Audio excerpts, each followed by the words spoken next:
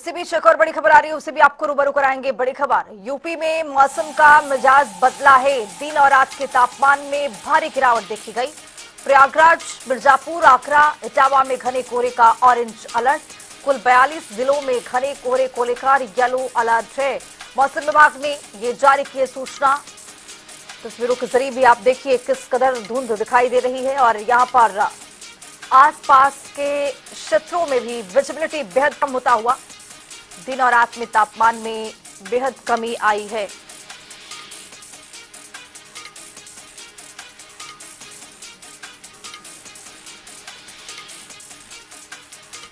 मौसम विभाग ने जारी किया है ऑरेंज अलर्ट। और अब इसी खबर पर ज्यादा जानकारी के साथ अलग अलग जगह से हमारे सहयोगी जुड़ रहे हैं। राजधानी लखनऊ से अनूप कुमार सिंह जुड़ रहे हैं, आगरा से भी हमारे सहयोगी जुड़ रहे हैं ब्रज किशोर।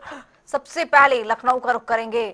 अनुप, क्या अपडेट? चूंकि जिस तरह से विजिबिलिटी बेहद कम होता हुआ दिखाई दे रहा है, मौसम विभाग की ओर से यहाँ पर एक बड़ी जानकारी साझा की गई है। आगे क्या कुछ अनुमान, जहां पर आपकी मौजूदगी, वहां की तस्वीर क्या कुछ? देखिए, उत्तर प्रदेश के तमाम जिलों में घना कोहरा छाया पड़ा हुआ है और जिसकी वजह से जो आने जाने वाले लोग हैं, खासकर जो रोडवेज के वाहन हैं, उनकी गति थम चुकी है।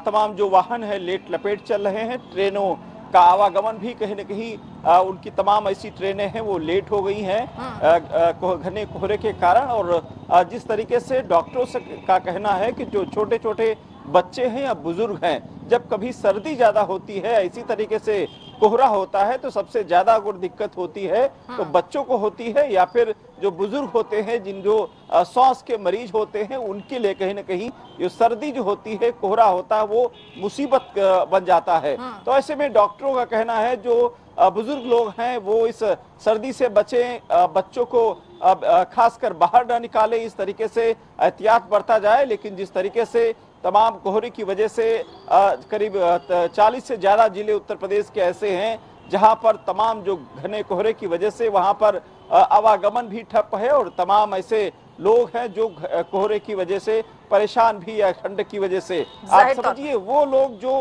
रोज कमाते हैं, रोज खाते हैं, उनके लिए कहीं ना कहीं सबसे बड़ी परेशानी होती है। इस ठंड में तमाम ऐसे लोग हैं जो खुले आसमान के नीचे रहने के लिए मजबूर हैं, उनके पास घर नहीं है, उनके लिए बड़ी मुसीबत की ये सर्दी होती है।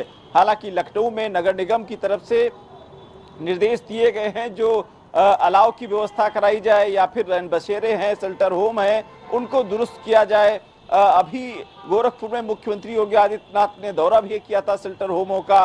वहां के साथ साथ उत्तर प्रदेश के सभी जिलों में सभी जिलाधिकारियों को निर्देश गए थे कि हिल शेल्टर होम में किसी प्रकार की दिक्कत न हो, वहां दवाई से लगा करके वहां पर उनके रहने पानी पीने की व्यवस्थाएं वहां पर दुरुस्त करा जाए। लेकिन अभी लखनऊ की और वर्तमान हालात की बात करें तो अभी कोई भी शेल्टर होम जो पुराने बने थे वही हैं, कोई नया शेल्टर होम नहीं बनाया गया है, जिनकी हालात भी कुछ बहुत ही बेहतर नहीं कहे जा सकते हैं। क्योंकि अब आने वाले समय में जैसे जैसे समय बीतेगा, क्रिसमस के आसपास बेहद ठंडक बढ़ जाती है, कोहरा की जो वो भी बढ़ जाता है, विजिबिलिटी काफी कम हो जाती है। तो ऐसे में जो जिला प्रशासन है या फिर नगर निगम है, उनको तैयारी करनी चाहिए कि इस भीषण ठंड से कैसे निपटा जाएगा, अलाव की व्यवस्था कैसे होगी, किस तरीके से लोग जो खुले आसमान के नीचे सोते हैं उनकी कैसे व्यवस्था की जाएगी।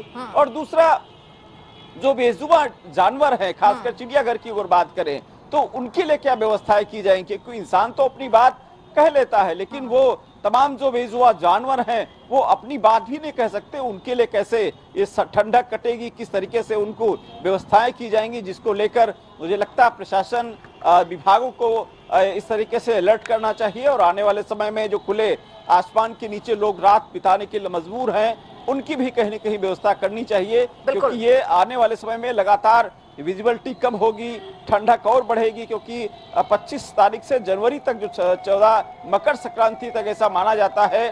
और प्राय पिछले कई वर्षों से ऐसे होता है कि तमाम जो कोहरे के साथ साथ जो हाड़ कपाने वाली ठंड कह सकते हैं वो बढ़ जाती है, सर्द हवाएं चलने लगती हैं, जिससे आम जनजीवन है अस्त व्यस्त हो जाता है।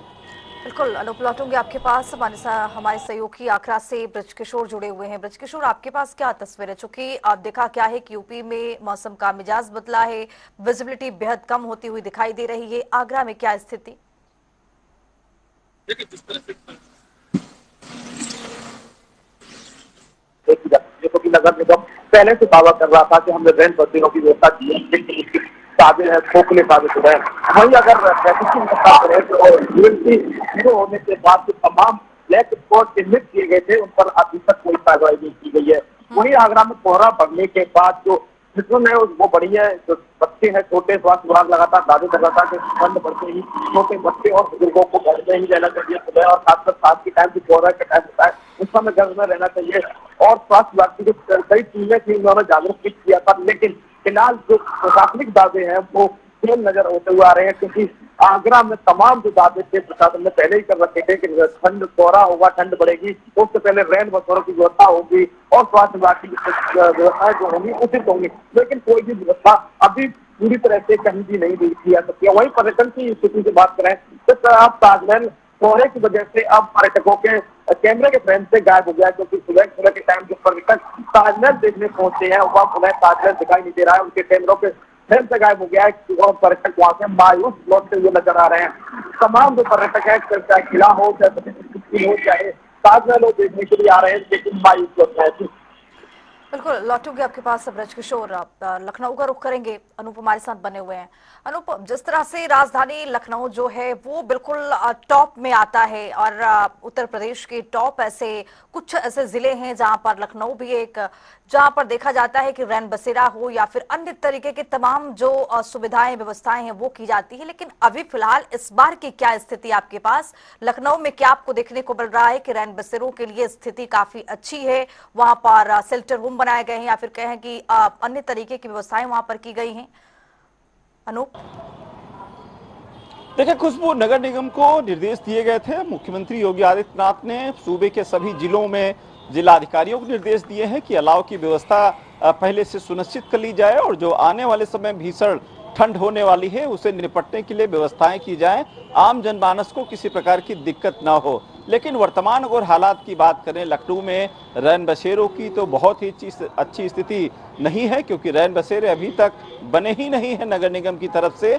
और जो आने वाले समय में जिस तरीके से हालात हैं, हालांकि ठंड अभी से शुरू हो चुकी है, रात में भीषण कोहरा था जिसकी वजह से विजिबिलिटी काफी कम हुई है, जो सड़कों की रफ्तार है वो धीमी पड़ चुकी है, तमाम जो ट्रेनें हैं वो लेट लपेट हो रही हैं, जो हवाएं फ्लाइट हैं जैसा कि आप उनकी जानकारी दे उड़ानें रहे हैं, कम लखनऊ हुई। में किसी तरह का कोई रन बसेरा है ही नहीं। आखिर खामियां ये रह कहाँ जाती हैं?